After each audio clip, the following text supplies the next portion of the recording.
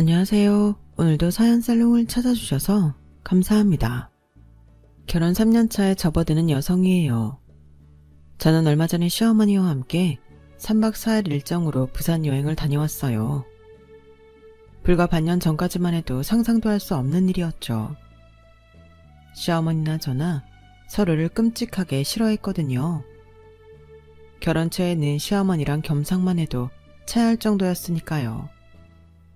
그랬던 우리 두 사람이 함께 여행을 떠난 것도 모자라 한 침대에서 같이 잠을 자기까지 정말이지 별별 사건이 다 있었어요.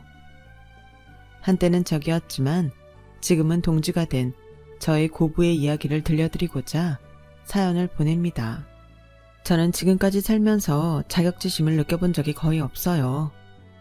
잘난 척하는 것 같지만 부모님 덕분에 금전적으로나 정서적으로나 부족함 없이 자랐고 공부도 곧잘 해서 좋은 대학도 나왔어요. 남부럽지 않은 회사에서 실력도 인정받으며 다니고 있고요. 그렇다 보니 내 자신을 누군가와 비교하고 질투심을 느낄 필요가 없었어요. 어디 가서 홀대를 당해본 적은 더더욱 없었고요. 그랬던 제가 난생 처음으로 인생 굴욕을 맛본 곳이 바로 저희 시댁이었어요. 정확히는 저희 시어머니한테서였죠. 시어머니는 저를 처음 본 순간부터 제게 감정이 좋지 않았어요. 그저 시부모님께 잘 보이고 싶다는 생각만 가지고 호기롭게 시댁에 방문했던 저는 저를 대하는 시어머니 태도에 많이 놀랐어요.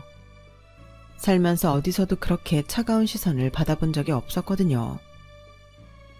수철씨, 어머님은 내가 마음에 안 드시나 봐. 그럴 리가. 우리 엄마가 왜 자기를 안 좋아해? 처음이라 낯설어서 그럴 거야. 남편은 제가 착각하는 거라고 했지만 다년간 회사 생활을 하면서 많은 사람을 접해본 제 눈에는 분명 어머님의 시선은 적대감이 분명했어요. 반면에 아버님은 무척이나 흡족한 표정이셨죠. 사소한 것조차 칭찬을 마다 않으실 정도로요. 확실히 명문대 출신이라 그런가? 대화에 막힘이 없고 다양한 분야에 해박하구나. 이렇게 멋진 며느리를 보게 될 줄이야. 과찬의 말씀이세요. 아직 부족한 점이 많습니다. 에이, 아니다. 겸손할 필요 없어. 솔직히 내 아들이긴 하지만 저 녀석이 우리 며느라기에 비하면 학벌도 딸리고 다니는 회사 레벨도 떨어지잖니. 그런데도 이렇게 우리 집 며느리로 와주는 것만 해도 우리 입장에선 영광이지. 당신도 그렇게 생각하지? 이 사람아, 왜 말이 없어? 당신 설마 며느리한테 질투하는 거야? 질투는 누가 질투를 한다고 그래요? 아니긴 뭐가 아니야. 내가 당신을 몰라? 눈초리 보니 뻔하네. 잘난 며느리 들어오니까 당신이랑 비교돼서 그러는 거 아니야. 사람이 나이를 먹으면 변하는 게 있어야지. 어떻게 그 나이를 먹고도 그리 옹졸해? 하여간 못난 송아지 엉덩이에서 뿔난다고. 뭐 하나 잘하는 거 없는 주제에 셋만 많아서는. 내 말이 틀려. 아버님의 말씀에 어머님은 입을 꾹 다문 채 치맛자락을 손으로 꾹 쥐었어요. 그 모습을 보니 제가 더 불편하더라고요. 어머님이 저를 그리 달가워하시진 않았지만 그래도 며느리감 앞에서 어머님한테 함부로 하는 아버님 태도는 분명 안 좋아 보였으니까요. 그런데 그때였어요. 어머님이 들릴락 말락한 목소리로 그러시더라고요. 웃기고 자빠졌네. 하도 작은 소리로 말씀하셔서 아버님과 남편은 못 들은 것 같았지만 제 귀에는 분명히 그렇게 들렸어요. 조신한 모습의 어머님이 하신 말이라고는 믿기 힘든 욕에 저는 그만 어안이 벙벙해지고 말았어요. 이봐, 뭘 그렇게 넋놓고 앉아있어? 며느리 배고플 텐데 저녁 준비 안 하고. 아버님의 닥달에 어머님은 주방으로 들어가셨어요. 혼자 식사 준비를 하시는 걸 보고만 있을 수가 없어서 도와드리려고 주방으로 따라 들어갔죠. 그랬더니 대뜸 그러시는 거예요. 아, 됐어요. 그냥 가서 앉아있어요. 잘난 며느리가 일 시켰다간 내가 무슨 소리를 들으려고 일을 시켜. 괜히 나 욕먹이지 말고 나가요. 어머님, 저도 도울게요. 어머님 혼자 일하시는데 가만히 앉아서 밥상 받는 게 불편해서 그래요. 돕게 해주세요. 다원 참, 어머님은 누가 어머님이라고 그래요? 아직 식을 올린 것도 아니고 그저 인사 한번 온 사이에 괜히 사람 불편하게 얼쩡거리지 말고 나가 있으라고요. 그 찰난 대학까지 나왔다는 사람이 왜 이렇게 말귀를 못 알아먹어? 결국 저는 주방에서 나와야 했어요. 그리고 식사를 하는 내내 어머님 눈치를 봐야 했죠. 내가 뭘 잘못했나 속으로 자기 검열을 하면서요. 하지만 아무리 생각을 해봐도 뭘 잘못했는지 도무지 모르겠더라고요. 그래서 집에 가는 길에 남편한테 대놓고 물었죠. 수철씨, 혹시 내가 자기 집에서 실수한 거 있어? 어머님 기분 상하실 만한 일 말이야.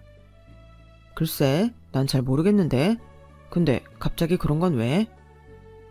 아니, 어머님이 나한테 화나신 것 같아서 말이야. 아무리 생각해도 실수한 게 없는 것 같은데 왜 그렇게 날 마음에 안 들어 하시는 걸까? 수철씨가 보기에도 어머님이 나한테 감정이 안 좋으신 것 같았지. 솔직히 말해봐.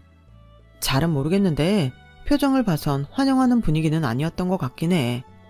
근데 그건 자기 때문이 아니라 아버지 때문일 거야. 자기도 아까 봤잖아. 아버지가 엄마한테 어떻게 하는지.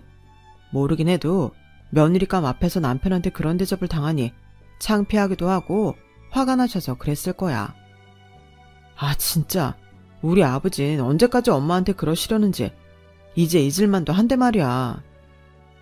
그게 무슨 소리야? 아버님이랑 어머님 사이에 무슨 일이라도 있었어? 그게 말이야, 실은 우리 부모님이 결혼하고 얼마 안 돼서 있었던 일인데, 남편 말에 따르면 어머님이 아버님과 결혼하던 당시에 어머님 친정은 가세가 기운 상태였고 결혼식을 올리고 한 달도 안 돼서 친정 아버님이 지병으로 돌아가셨대요. 빚만 잔뜩 남긴 채 말이죠. 그 빚은 어머님 남동생이 고스란히 떠안게 되었어요. 홀어머니 모시랴 빚 갚으랴 몸이 부서져라 일을 했던 어머님 동생은 결국 신장에 문제가 생겨서 수술을 받게 되었고 수술비를 마련할 길이 없었던 어머님은 아버님 몰래 생활비에 손을 대셨던 모양이에요. 하지만 그 사실이 시누이한테 발각되는 바람에 시댁에서 도둑년 취급을 받게 되었죠. 지금까지도 아버님은 경제권을 손에 쥐시곤 어머님께 가계부를 쓰게 하시는 이유예요. 어머님도 참 처음부터 아버님께 사정을 말씀드리고 돈을 빌려달라고 하시지 왜 그러셨대? 그건 자기가 몰라서 하는 소리야. 모르긴 해도 우리 아버지 절대 수술비 안 빌려주셨을 거야. 그걸 아시니까 엄마도 도둑 취급을 받을 게 뻔한데도 말 안 하고 생활비에 손을 대셨던 거겠지. 남동생 수술비로 쓴 돈은 결국 어머님이 벌어서 갚으셨지만 그런다고 용서를 받지는 못하셨어요. 그 일로 인해 어머님은 30년이 흐른 지금까지도 시댁 식구들 앞에서 고개 숙인 채 살고 계시죠. 자기 외삼촌이 어머니께 많이 미안해 하시겠다. 자기 때문에 누나가 불행해졌으니까. 아마 아닐걸? 미안한 걸 아는 사람이라면 죽었는지 살았는지 연락도 없이 자취를 감추진 않았을 테니까. 아버지도 아버지지만 외삼촌이야말로 엄마 인생 망친 주범이야. 두 남자 때문에 우리 엄마는 30년 넘게 불행하게 살고 있는 거라고.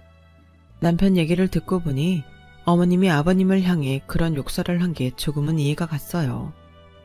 하지만 이해를 하는 건 하는 거고 그렇다고 해서 어머님과 가까워질 수 있었던 건 아니에요.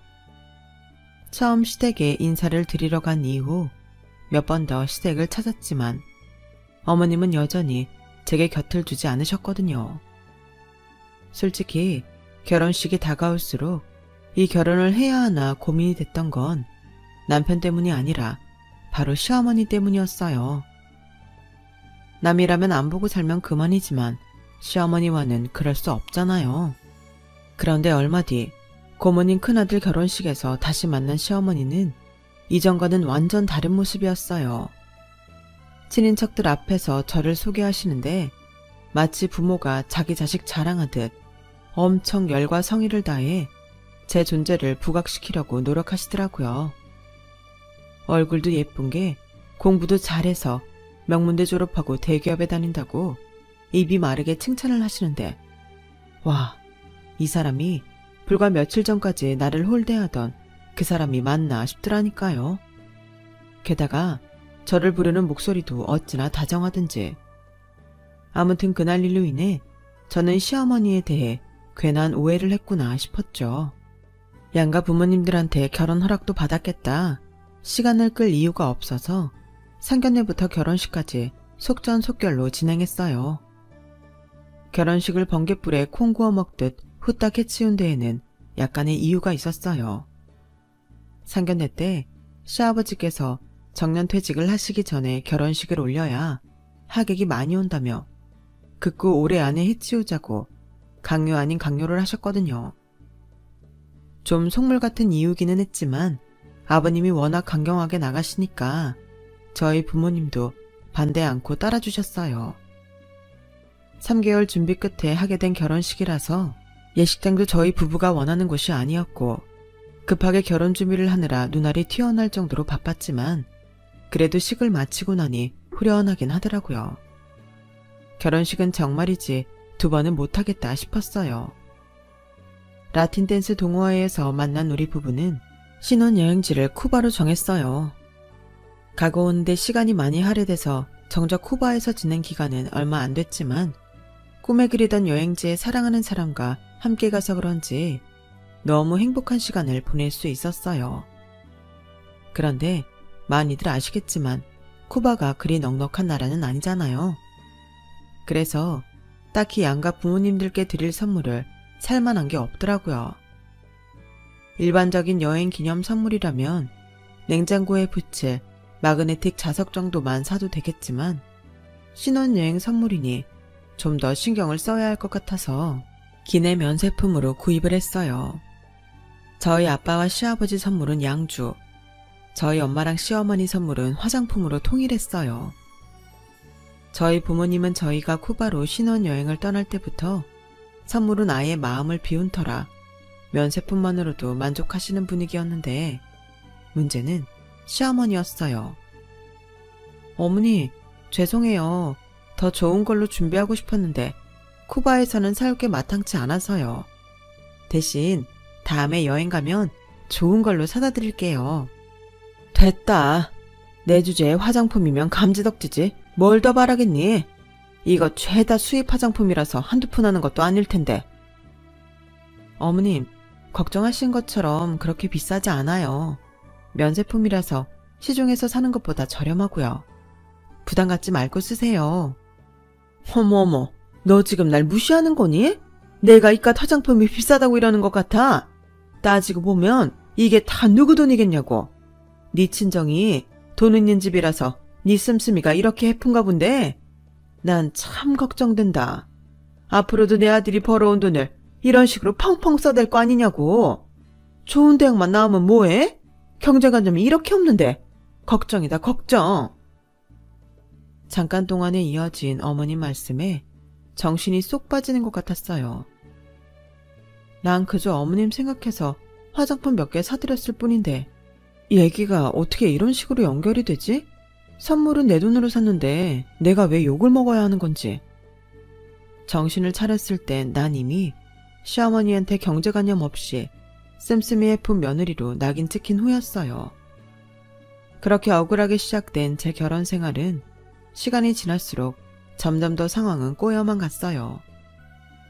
마치 개미지옥에 들어온 것처럼 상황을 타개하려고 발버둥 치면 칠수록 더 상황은 안 좋아졌어요. 결혼한 지 반년도 안 돼서 저는 시어머니와 세상 둘도 없는 앙숙이 되어버렸거든요. 그런 제게 오아시스처럼 느껴졌던 건 시고모님이었어요. 시고모님은 저희 시어머니와는 다르게 제게 무척이나 호의적인 분이셨어요. 당신 며느리보다도 저를 더 예뻐해 주실 정도로요. 재미있는 건 저희 시어머니 태도였어요. 저랑 있을 때는 못 잡아먹어서 안달이던 분이 고모님만 계시면 꼬랑지 내린 강아지처럼 고모님 눈치를 보며 전전긍긍 하셨거든요. 솔직히 그 모습을 보면서 희열을 느끼곤 했어요. 나한테는 그렇게 함부로 대하고 막말도 서슴지 않더니 고모님 앞에선 찍소리도 못하시네. 그래서 집안 행사가 있을 때나 딱히 별일이 없을 때에도 저는 고모님을 시댁에 불러들였어요. 당연히 시어머니 표정은 똥시군 표정이었죠. 그러면 그럴수록 시어머니는 고모님이 안 계시는 자리에선 저한테 더 모질게 구셨어요. 세상에, 이게 다 뭐니? 넌 똑똑한 척은 혼자 다 하더니 밥물도 제대로 못 맞추니? 이게 죽이지 밥이니? 가만 보면 넌 헛똑똑이야. 안 되겠다. 네가 공부는 잘했는지 몰라도 살림은 젬병이잖니. 그러니까 잔말 말고 내가 하라는 대로나 해. 왜 대답을 안 해? 제가 보기엔 멀쩡한 밥인데도 어머님은 트집을 잡기 일쑤였고, 그럴 때 한마디라도 했다가는 네버엔딩 스토리에 가까운 타박을 들어야 했어요. 너는 도대체 가정교육을 어떻게 받았길래 시어머니 말에 한마디도 안 지고 따박따박 대드니? 너희 집에서는 너 이러는 걸 그냥 보고 넘기는지 몰라도 난 그러기 싫다. 내가 왜 이 나이 먹어서까지 며느리 시집살이를 해야 하니? 로마에 가면 로마법을 따르랬다고? 네가 우리 집에 시집 왔으니 앞으로 내 말에 따라. 싫으면 내 며느리 노릇 그만두든지. 어머님, 저도 어지간하면 어머님 말씀 따르려고 노력은 하는데요. 매번 제가 하는 거에 트집만 잡으시고 제대로 가르쳐주지 않으시니까 저로선 억울하고 어떻게 해야 할지 갈피를 못 잡겠어요.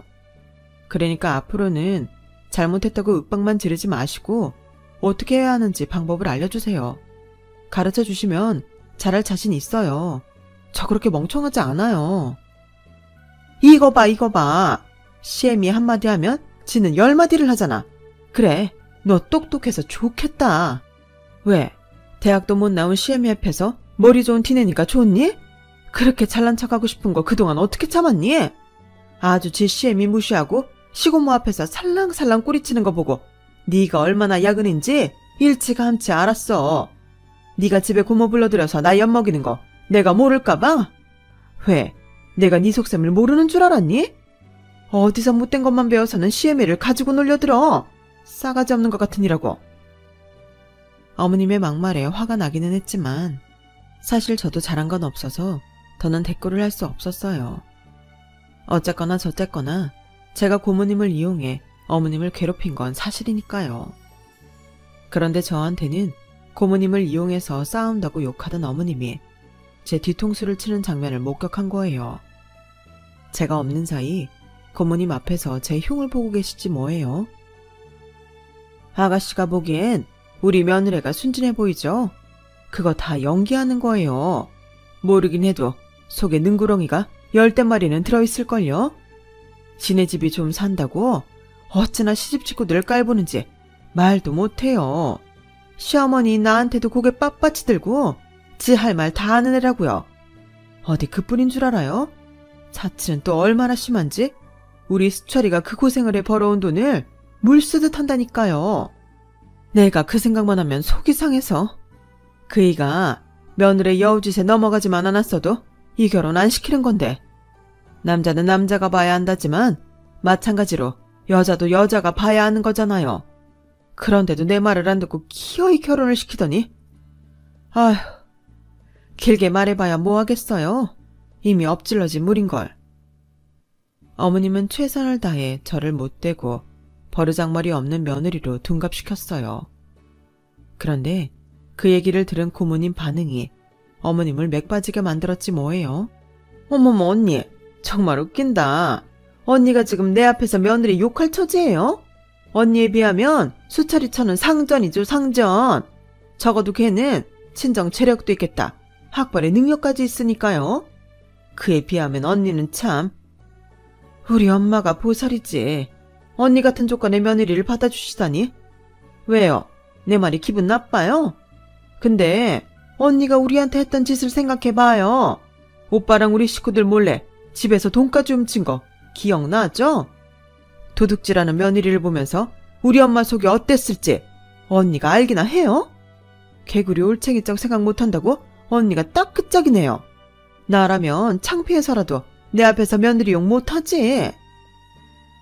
고모님을 아군으로 만들려다가 실패한 시어머니는 얼굴이 순식간에 달아올랐어요. 내 말이 고가운 모양인데 날 원망하기 전에 언니 동생 탓이나 하세요. 나라면 나 살린다고 우리 오빠가 돈까지 훔쳐서 수술비 대줬으면 어떻게든 벌어서 갚았을 거야. 은혜를 아는 인간이라면 그래야지. 어떻게 30년이 넘도록 코빼기도 안 비춰? 말이 났으니 말인데 언니 친정이 우죽했어요. 사돈은 유산은커녕 자식 앞으로 빚만 왕창 남겨주고 돌아가셨지. 동생은 병 고치자마자 부모 형제도 버리고 도망쳤지. 안사돈은 시집간 딸 병수발까지 받다가 돌아가셨지.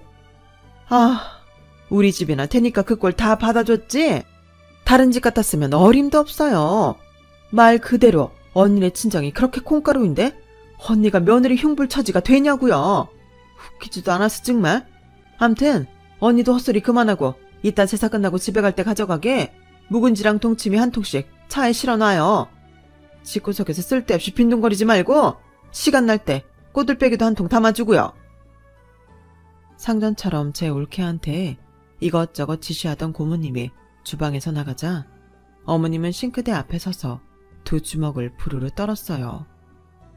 두 분의 대화 모습만 봐도 어머님의 30년 세월이 어땠을지 눈에 훤하더라고요. 말이 옳게고 며느리지 어머님은 돈 안 받고 일하는 이 집 식모나 다름없었어요. 뒤에서 내 흉을 보는 시어머니가 밉기도 했지만 같은 여자로서 가엾다는 생각이 들더라고요. 저는 어머님이 사오라고 하신 간장을 들고 주방으로 들어갔어요. 일부러 인기척을 크게 내면서요. 그러자 어머님이 도끼 눈을 뜨시곤 그러는 거예요. 너는 간장 좀 사오라고 한 지가 언젠데 이제서야 들어오니? 당면이 다 불었잖아. 이래서야 잡채를 어떻게 만들어? 심부름하기 싫으면 애초에 싫다고 하든가. 너 일부러 나 골탕 먹이려고 그런 거지? 어머니, 그만하세요. 어머님 지금 저한테 화나서 이러시는 거 아니잖아요. 제 뒤에서 제 흉보다가 고모님한테 되려 한 소리 들으니까 그것 때문에 서러워서 이러시는 거 아니냐고요. 저 다 들었어요. 순간 어머님 눈가가 파르르 떨렸어요. 어머님이 시댁 식구들한테 홀대받고 사시는 거 저도 안타까워요. 하지만 그렇다고 해서 저한테 화풀이를 하시는 건 못 참겠다고요. 화를 내실 거면 어머님을 괴롭히는 사람들한테 하세요. 그럴 자신이 없으시면 차라리 저한테 도와달라고 부탁을 하시든가요. 너 아주 시애미를 가지고 노는구나. 그래, 나 이 집에서 지난 30년간 종년만도 못한 대접받으며 살았다. 그래서 며느리인 너도 이제 날 만만하게 보는 거야? 네 눈에도 내가 네 아랫사람처럼 보이는 거냐고. 그래, 마음대로 해라. 다 니들 마음대로 하라고. 그날 이후 어머님은 완전히 달라지셨어요. 마치 삶을 포기한 사람처럼 축 늘어져서 지내셨죠.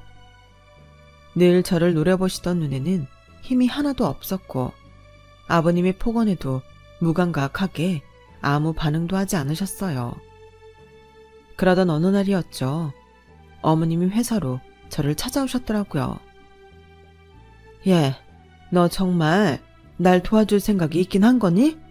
내가 사과하면 나 좀 도와줄 수 있느냐고.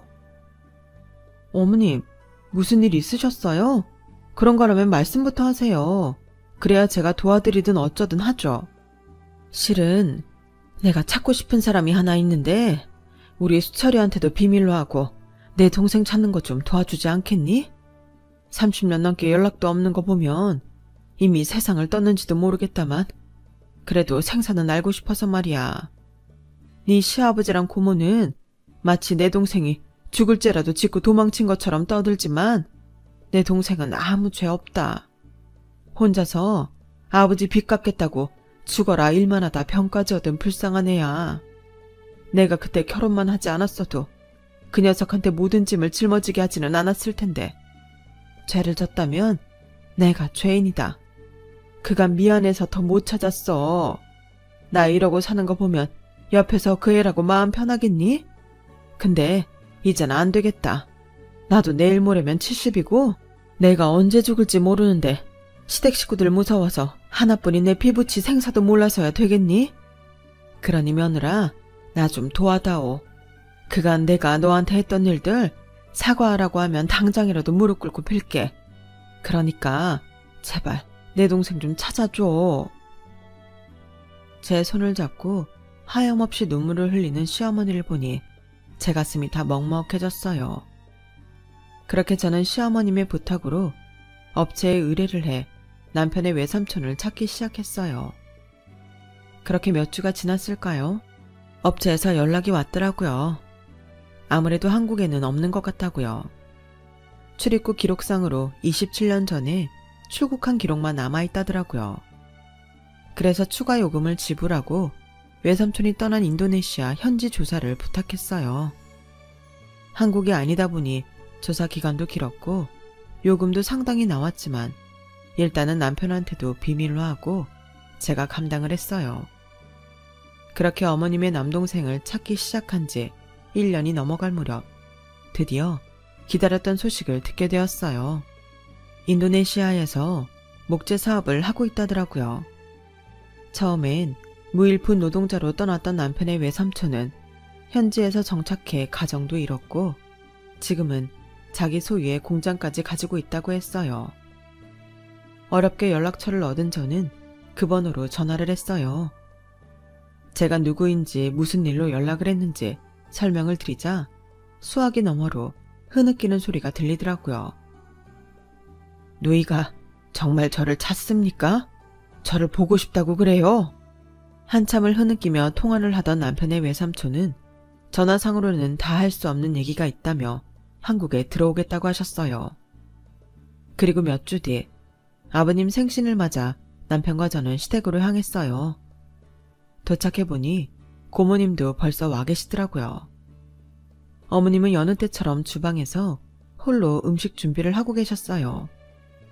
어머님을 도와 시아버지 생신상을 차리고 케이크에 초를 꼽으려는데 마침 그때 초인종이 울렸어요. 그리곤 잠시 뒤 한 노신사가 현관으로 들어섰죠. 뜻밖의 등장의 식구들은 멀뚱히 노신사의 얼굴만 쳐다봤어요.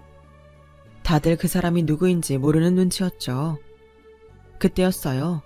주방에서 막 나오시던 어머님이 노신사를 보더니 울먹이며 달려가 덥석 안으시더라고요.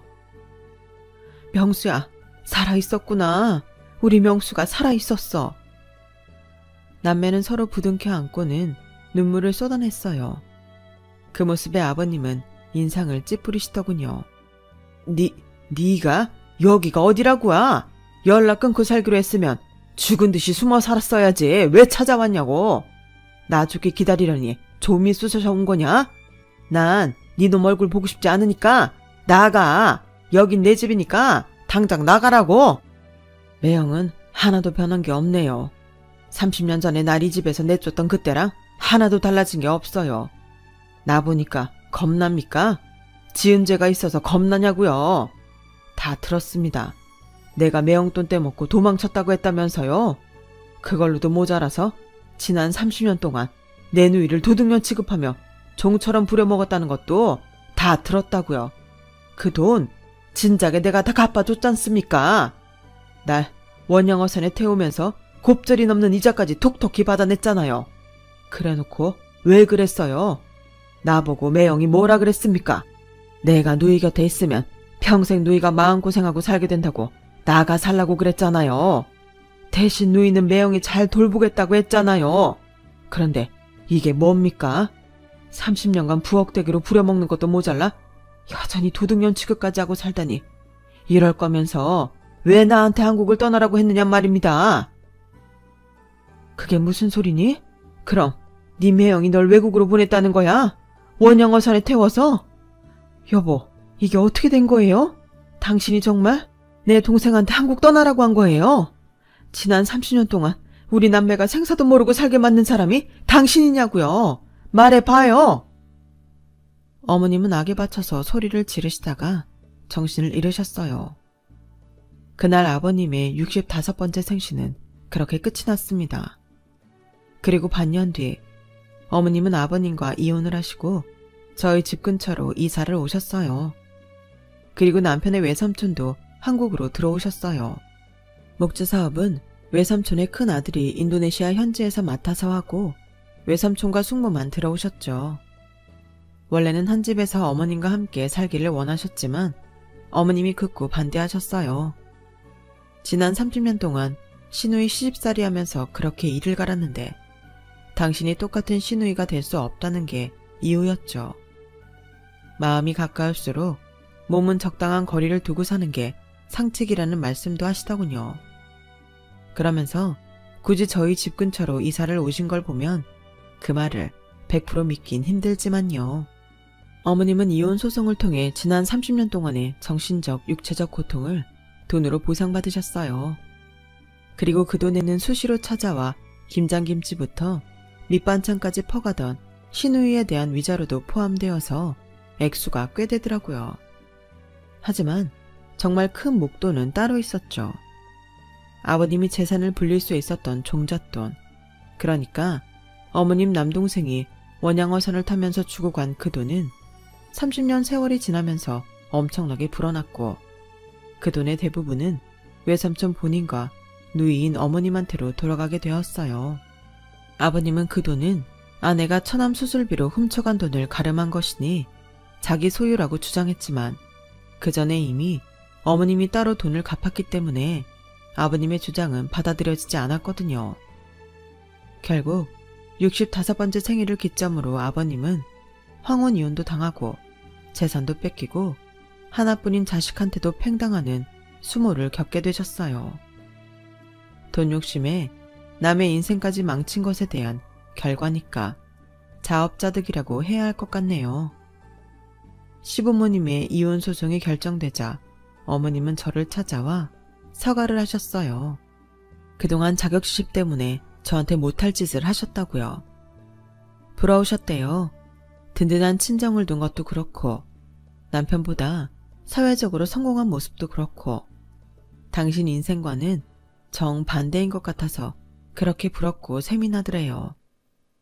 어머님께 사과를 받은 저는 화해의 의미로 어머님과 단둘이 여행을 떠나기로 했어요.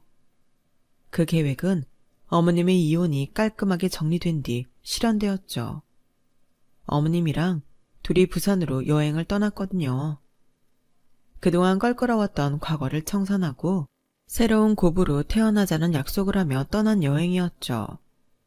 결과적으론 반은 성공이고 반은 실패였어요. 식성도 다르고 취향도 달라서 여행 기간 중에 말다툼도 몇 번 했거든요. 심적으로 많이 가까워지긴 했지만 여전히 며느리와 시어머니 사이에는 건널 수 없는 강이 존재하더라고요. 하지만 시간이 흐르면 그 강도 서서히 폭이 좁아지지 않겠어요. 그러다 어느 순간 서로 넘나들 수 있는 거리가 되지 않을까 기대를 해봅니다.